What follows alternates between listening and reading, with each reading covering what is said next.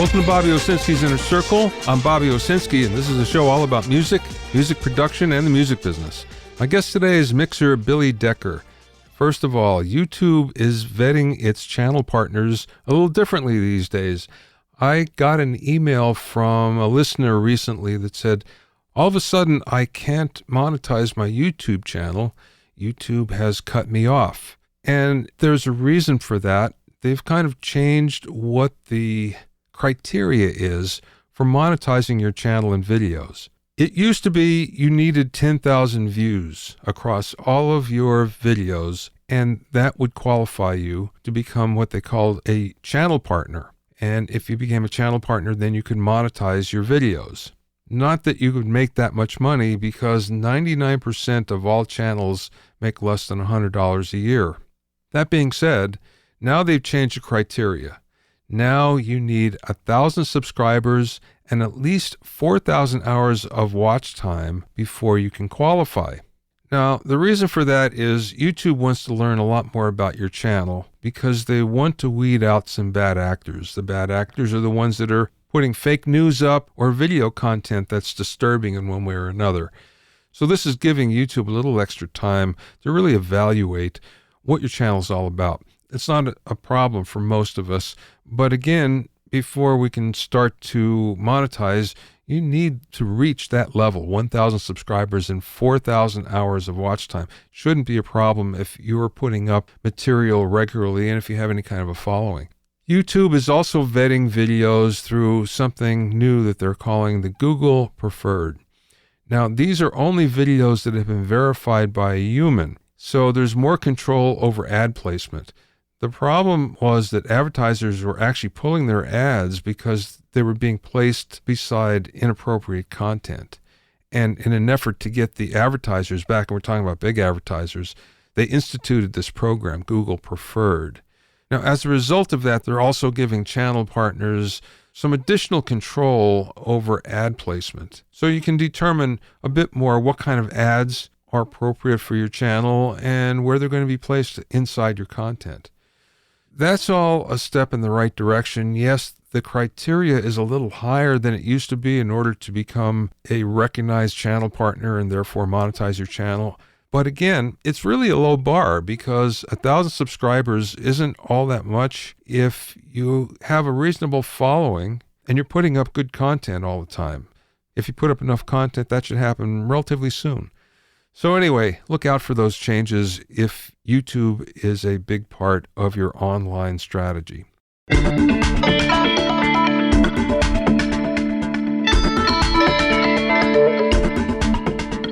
If you have any questions or comments, you can send them to questions@BobbyOInnerCircle.com. Check out my Hitmakers Club for access to the Private Mixers Facebook group, monthly deconstructed hits, mixing workshop, and Q&A webinars, and for a short time, access to my core training module bonus. Go to hitmakersclub.com to learn more.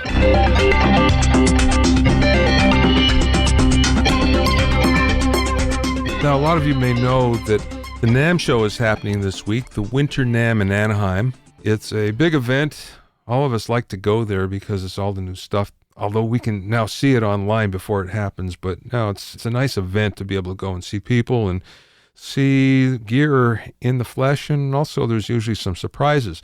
What's new this year is AES is also having a conference concurrently, and they're calling it AES at NAMM. It's the first one, hopefully first of many.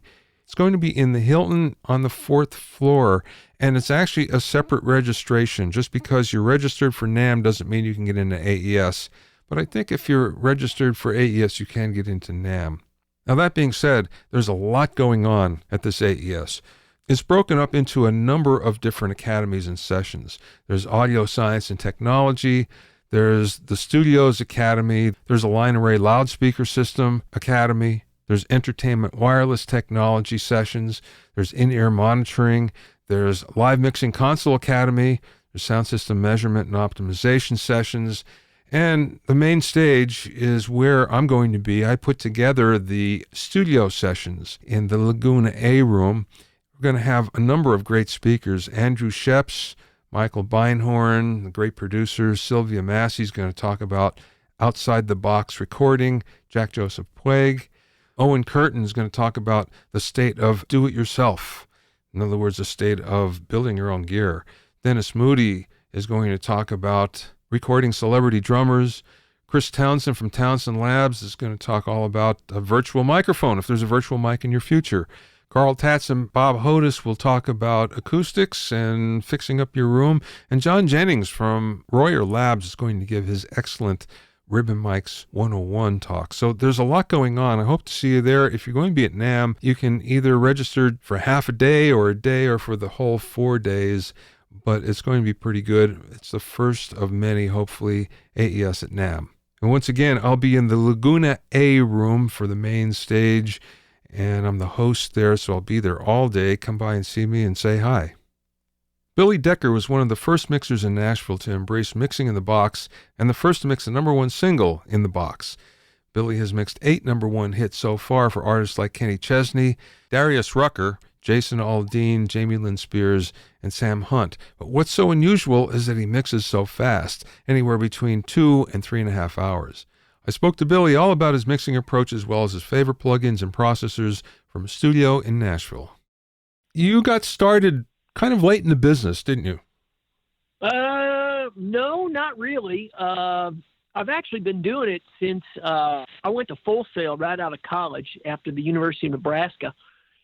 Moved to Nashville probably in 94. So I've been kind of doing this since then, but didn't really hit a lick until probably 2001. That's when I really got going pretty heavy, and then had my first number one around 2006. I guess you could say that's late. You said University of Nebraska first before you hit Full Sail? I did, yeah. I got a 5-year bachelor's degree. Well, it took me 5 years. It's supposed to only take 4, but it took me 5. In criminal justice. I got a bachelor's of criminal justice. That looks real nice just hanging on my wall. That's about all it's doing. I was going to go to law school or be like a CIA, FBI guy, and then right at the last second, I was just like, I don't think I can shoot somebody. So I'd always played in bands in college. That was kind of my part-time job. And I went down to Full Sail in order to make my band sound better. And then once I got down there, I realized, I'm way better on this side of the glass than on the singing side, So I just stayed, turned it into a career. And a good one at that. That's pretty cool. Yeah, it's been pretty good doing this here in Nashville. It beats working. You were the first engineer in Nashville to really take Pro Tools seriously, from what I understand, or the first one to actually have a number one using it. So what made you go there? I just needed something to get me home faster at night. I had 2 children. My son and my daughter, they were, 3 and 5 at the time, or 3 and 6. And I was missing them growing up. I was just working all the time. And a friend of mine showed me Pro Tools, and I was like, hey, I can mix in this thing. So I just started doing everything in Pro Tools. Whereas I went out and bought myself I used to be on a big console back in the day, just bouncing around from studio to studio. And a friend of mine showed me Pro Tools. So I actually went out and bought Digi 001, one of the very first ones, way back when they were just getting going, and locked it up with ADATs or this Mackie hard disk recorder. I can't remember what I was using at the time, but I taught myself Pro Tools, and then eventually I just got a bigger system and realized I could actually mix on it, save it, and snap it up 100%. If I stayed 100% in the box, I could recall in a moment's notice 100%, and it would come back exactly like I left it. And I could also bounce around for multiple projects. So it eliminated the need for me to have an assistant, and it actually got me home sooner so I could, have a normal life, eat dinner with the family, and not miss out on the finer things. Yeah, that's what got me into it. Now, that's pretty common today where, just about every mixer does that, but you took a chance going into it so early. Was there a pushback from clients back then, doing it all in a box? Yeah, there was at first, and a lot of other engineers, and way back in the day, all the forums and all the magazines were like, oh, you can't do this, you can't do this. And I'm like, well, you know what? I'm doing it, and I'm making a lot of money, so I'm going to keep doing it. So that's I stuck to it and got a jump on it a lot sooner than a lot of other people.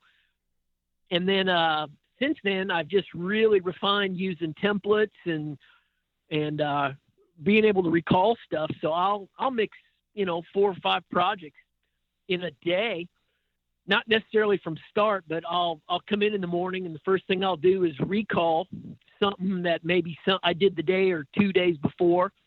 And so I'll spend the morning recalling mixes, fixing them up, and then I'll start on the new stuff in the afternoon. And a lot of times I'll just get a call out of the blue, and I'll just stop what I'm doing, save, jump to their project, fix it, send them a new mix, an alt mix, whatever, and then just jump back on it. So it's great. I mean, I've got I'm on Pro Tools 10. I've got 11 on my laptop, but 10 works really good for me. It's just rock solid.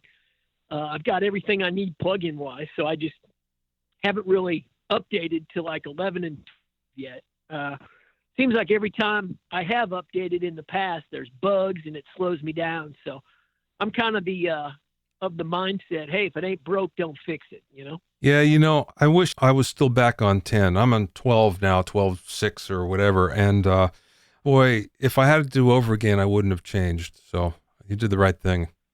Thank you. Thank you. I love hearing that. That's the first time I've been right in a long time. When you first started mixing in the box, did you have a hard time getting the sound you were looking for? I didn't. A lot of people that were diehard, SSL guys or Neve guys, I imagine they did, but I really didn't, just because I was so open-minded and I was more focused on just saying it worked than I was worrying about if it sounded, I wasn't like A-B'ing it back and forth off my old mixes on like an SSL and stuff like that. And I always used to say this back in the day when people were ribbing me about mixing it. I would always say, hey, if you can tell me what something is mixed on after hearing a song on the radio, I'll give you $100. You can go, oh, that was mixed on an API. That was mixed on an SSL. That was mixed in the console, blah, blah, blah, or in the box. And to this day, I've never given anybody $100 because they couldn't tell me the truth. Yeah, you're right. And now more than ever, everybody's mixing in the box now, Yeah. And plugins have gotten so good. But back in the day, the biggest thing that stumbled me was just the delay compensation. Yeah. It was really hard in the earlier version of Pro Tools until delay compensation came out. It was really hard to not make stuff flam, and you'd have to offset your tracks and print your samples and then offset them so that they would fit and not flam and all that stuff. So that was a challenge, but boy, once delay compensation came along, it was like just click one button and you're in nirvana. You mentioned using templates to mix. Let's talk about that for a second. How did you develop that? I was actually mixing something one time and I really liked the sound of it. And I was like, man, I really wish I could figure out how to turn this into something that I could use every time and just dump my drums in. Cause I was a creature of habit. I used the same samples over and over and over. And I was like, I've got so much work. I need to figure out how to speed this up. So I just one day just imported in the old session over the new one. I imported in 2 sessions, one that had the full mix, and then I imported in the audio for the next song, and then I deleted all the previous song and slid all the brand new, or let me go back. I deleted the old audio and then slid up the new audio I imported in, and I was like, oh man, this works great. So then I just kind of started refining that process. And even today, the most latest, quote unquote, greatest thing, if I have a greatest thing, becomes my latest template. And I just keep using it over and over, and then I add to it. So if I find something that works in something I've done before, I'll add it, into that template and just keep adding and adding. So it's like compilation of over, probably 15 years of just adding and refining and finding stuff that works and stuff that doesn't work. And I don't think I've changed my bass track in probably 5 years. I've been using the same exact processing. So it's worked out really good. Yeah, I love the idea of this because, again, who wants to spend the hours and hours that we normally spend on this when, especially when you're doing an album, the first song you spend all of your time on, and then after that, everything is pretty much the same. So it's like, why should I reinvent the wheel for every song here? So it makes perfect sense to me. Yeah, that's kind of what I adopted. And especially here in Nashville, it gives you a level of consistency from song to song when you are doing a record, rather than starting from scratch. I hate when I listen to a record and songs sound different song to song. It's like they changed instruments, they changed drum sounds, they changed everything. And a lot of that back in the day was just they couldn't get the recall dead on the money, and it was almost like starting from scratch. But now it's like you can just go boom, boom, boom, and you get a level of consistency. And it sounds like, oh, yeah, they went in, and even if the record was done over the period of 6 months, it's like, oh, yeah, this sounds like a cohesive batch of songs, Yeah, you can go from one to the next and enjoy the sounds. And me, being an engineer, when I will buy something, even if I don't like the music, but if I like the mixing, Yeah, sure. So I've got some guys I admire out there, and I'll go buy product on a band that I just hate. But if it sounds cool, I mean, that's all I care about. I don't even listen to anything other than like the sonics anymore. Well, okay, that being said, you have a template that you start from. Do you feel that limits you in trying new things? In other words, trying to keep up with whatever the sounds are that you hear in the radio that people want. Does starting from a template prevent you from doing that or make it more difficult? No, I haven't found that. I can, let me see, on for instance, like the main thing that's ever going to change is drums. You know what I mean? Yeah. Everything else, an acoustic guitar is always going to be an acoustic guitar in Nashville. An electric's going to be an electric, a bass is going to be a bass. So the only thing you're really going to change is maybe the effects on the vocals as far as trends go, or sounds of like drums. Like right now they're into a real roomy sound, like a 70s vibe, almost like two room mics on the whole kit, and that's it. Yeah. And then a lot of effects and stuff. They've got the old tape echo slap effect going on. A lot of people are into that, kind of the retro-y thing. But no, other than that, with this template, all I have to do is just duck my samples lower, or put them on, just the 2s and the 4s to reinforce the rill, and just bury those. And I can get that two mics on a drum kit sound, Mm-hmm. So it's just, I always just I supplement the drums. I don't totally replace them. I just add the samples to it. So by just raising and lowering the volume of my 4 samples, and then with the addition of the top mic on the snare and the bottom mic, the real snare, and the kick doing the same thing, you can pretty much get anything you want, Yeah. From, I'll call it real or fake. We'll go real or fake, Right. So by just blending it in. So, I mean, you've got an unlimitless palette. And what I do is if I do get bored with my sounds, I'll come in on my days off, which I don't have many, but when I do, I will come in and practice. I'll call all buddies and say, hey, I need some new samples, and we share and pass back and forth. And a lot of times I'll call my metal buddies because they've got the coolest drum sounds out there, Yeah. So they're sending me all the hip, cool samples they've got all trimmed and edited, and the really good sounding, snappy, kicks and snares and all that stuff. So Yeah. Metal drum sounds are edgy, that's for sure, especially the kick. Mm-hmm. Mm-hmm. Do you use the same template for different artists or types of music, or do you have different templates for different genres of music, let's say? Yes. Yeah, I've got some templates that I know work for harder music, more rock style, maybe metal. And then I've got stuff that's laid out, that's got pre-EQ'd fiddles, mandolins, dobros. So I go to that for my Nashville sounds, And then I've got a template I used on like a bluegrass record that I keep around that's real organic sounding. So yeah, I've got different templates, but you'd be surprised at how one template could work for different music by just changing the source material, and then just blending the samples up and down. So, but for the most part, I've got it set up. A voice is always going to be a voice, a guitar is going to be a guitar, bass is going to be a bass. And like I said, the only thing usually that changes I've found is the drums. So I can take just my standard template that I use on like a daily basis and jump from an EDM record to a metal record to a country record, Wow. And it worked. Wow. Yeah, I did it on I did a show called Nail the Mix for the Unstoppable recording machine. Yeah. The Joey Sturgis. Yeah.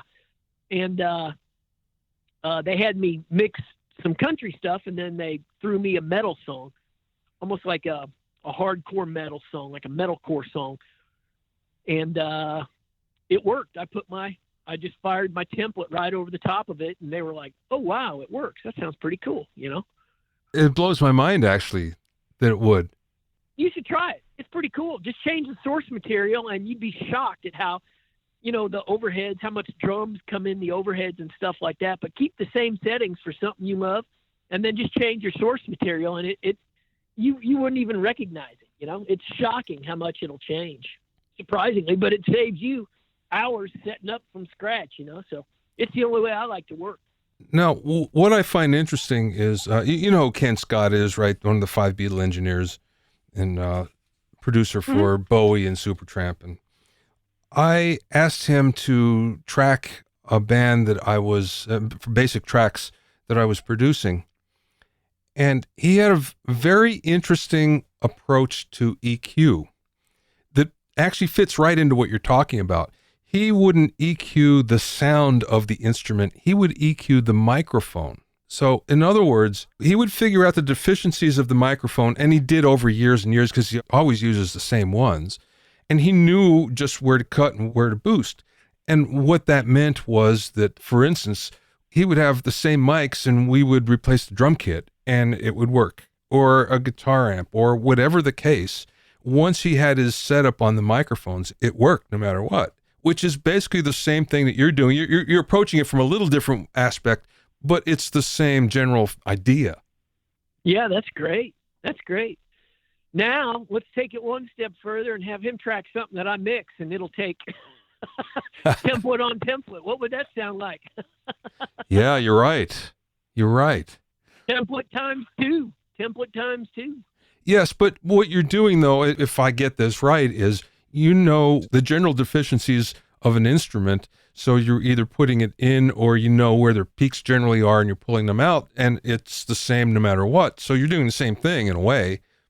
Yeah, absolutely. And that's one of the things I tell whenever anybody asks what are like some pointers and stuff like that to do in the studio. I'm like, become a student of frequencies.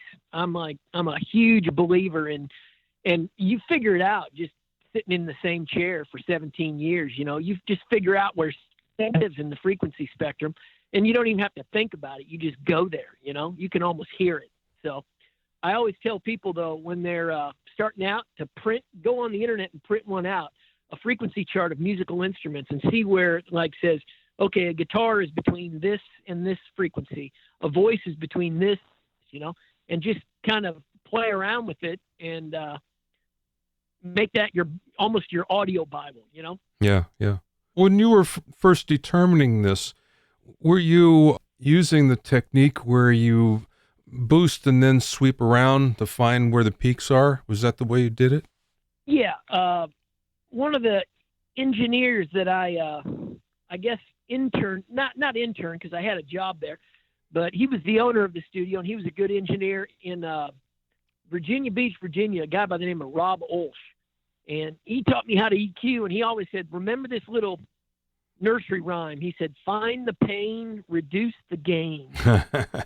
So he basically just cranked, his console actually went up to like 24 dB.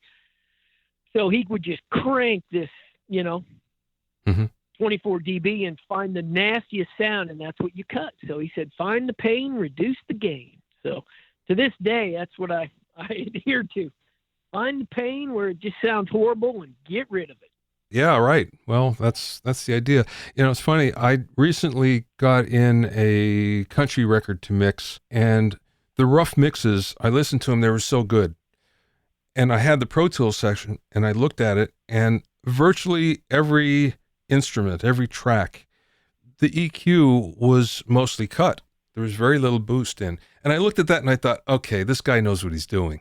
Because, if it goes the other way, then usually you get a lot of phase shift and, there's a lot of clashing and stuff. But when you go the other way and you're cutting, then it's like, okay, yeah, it sounds more musical that way. Yeah. On my vocal track especially, I don't hardly boost at all. It's all cuts and stuff like that on vocals. I'll add just a few dB up at like 15 kilohertz way up top, Yeah. So that it adds some air. But other than that, I'm cutting it, 300, 200, 180, 160, and then high passing around, 100 and 125, somewhere around there. Yeah. Take out the rumble and stuff. But yeah, it's mostly cuts, It sounds a little more natural. Yeah. To me. Billy, what do you do when you have multiple guitars? So, for instance, if you had guitar doubles or just you have something where there's 3 guitars going on at the same time, say 3 electrics, how does your template work for that? I'll actually just say I've got 2 guitars set up in the template, a left and a right. A lot of times we'll get either 2 guitars or a stereo guitar, and I'll just duplicate it and then dump the audio in that, and then if it's a little bit different sound, and I'll just EQ it and stuff. But for the most part, the limiters and the compression that's already on there, I'll just leave as is, And a lot of times I've got this template so refined that I'll actually go in and clip gain up the audio to a certain level that I know will hit the compressors and limiters the right way. So take, for instance, if I get a session in and the audio is printed too low, I actually know by sight, by putting my waveforms in medium waveform, that I need about a 1/4 inch on top and a 1/4 inch on bottom of dead air, like space on the actual waveform. And I know if I gain it up to about that size in medium waveform, it'll actually hit all my processing the way it's set up to. So funny enough, I almost look at it as much as I listen to it, That's so to cool. get it just dialed in. That's so cool. Definitely. Yeah, it's just kind of a fun thing I've just figured out over the years. How about effects? What's in your template for effects? It's pretty simple. I've got a Renaissance reverb, almost like just a small room for like instrument verb. I've got what is it that got? Who makes Echo Farm? The Amp Farm. The guys that make Amp. Oh, Line 6, yeah. Line 6, yeah. I use Echo Farm for my guitar delays, the Memory Man setting, and then I also use, that's my vocal delay as well. So I use a guitar pedal for my vocal delays because it's kind of dark and grainy. And then I just use Renaissance reverb for vocal reverb as well. And then I usually put almost like a doubler or a fake harmonizer that I can run the backgrounds through that I've got set up to mimic like the old analog version of the H3000, the Eventide. Oh, yeah. So, but that's it. That's it. Just a couple verbs, a couple delays, and most of the drum verb is room samples. So, Slate, Trigger, they've got the room samples. Yeah. I'll just fire off a snare room, and that's all I'll put on the drums. So I usually don't put any verb on the drums at all, just the room sample. Wow, very cool. How about compression? Are you using a lot? I do. I use a lot of compression and a lot of limiting, and I use a little bit of each one, and it just kind of all sums up so that by the time everything hits the master bus, I usually end up dropping my master bus down, 5, 6, sometimes 10, 11 dB, because everything is gained up, and I'm so used to just working that way. It's almost backwards. Everybody says, no, put your master bus at 0 and then bring your other faders down. And for the life of me, I've battled that over the years. And finally, about 5 years ago, I said, to hell with it. I'm giving up. I'm just going to do what I do. Yeah. Yeah, right. So I just bring the master fader down and then just make it up, with limiting or normalize the signal up or whatnot, But, I use a lot of them, but just a little bit of each one. And it just seems to all sum up and kind of get all big and fat and kind of level itself out. And, it almost just takes care of itself. I don't do a whole lot of rides either. So I use a lot of static channels. So even the vocal, I'll just run the verse at one level and then I'll bop it up a dB or so in the chorus and then comes back down in the verse and then back up. So it almost just looks like a straight line with just a little arch in the chorus and then back to the verse and then a chorus and then, a bridge maybe up 2 and then out. So yeah, about 3 bumps in the vocal ride, and that's it. You said you have to decrease your master fader. Does that mean you're not using processing on the mix bus? No, I am. And I'll just increase, since for instance, I've got my master fader down at like 10 dB, minus 10 dB, Mm-hmm. I'll just gain up one of the compressor outputs or, like a limiter output. I'll just push that up to kind of make up all that lost signal. How about plugins? What are your favorites? I've used Metric Halo since day one for my EQ, their channel strip. I use a lot of the wave stuff, 1176, LA2As, Renaissance Vocal, Renaissance Axe. The DSers are cool, the old ones. I don't like the Renaissance ones, but the old ones. Let's see. I use a lot of API plugins that URS made, or URM. No, URS. URS. Oh, yes, sure. Bobby Nathan's plugins. Yeah. Yeah. Yeah, I love those. Those are really good. I just like feel of them, or ironically, I'm using a mouse, so I say feel, but just the way the knobs move and stuff like that, and the way out, I really like them, and they sound great, Let me see. Do Sony Oxford plugins. I'll use those. Kramer Pi. I like that compressor on the 2 bus. Mm-hmm. And L2s, L3s. Love those. They make everything big and loud. So cool. But yeah, not too much. I don't usually change often. Every once in a while I'll get something new in. I'll try it. I like, lately I've been clipping using the JST, the Joey Sturgis tones, the clipper that he's got. I'll put that on guitars and on the drum bus. And it actually, I don't know what it does. It just does. It's a one knob thing and it just kind of makes everything bigger and pulls it to your face, kind of makes it stand out in the mix. I haven't tried that one, but I love his finality though. Oh yeah. I've got that one. That one I'll use in place of L2 a lot. Mm-hmm.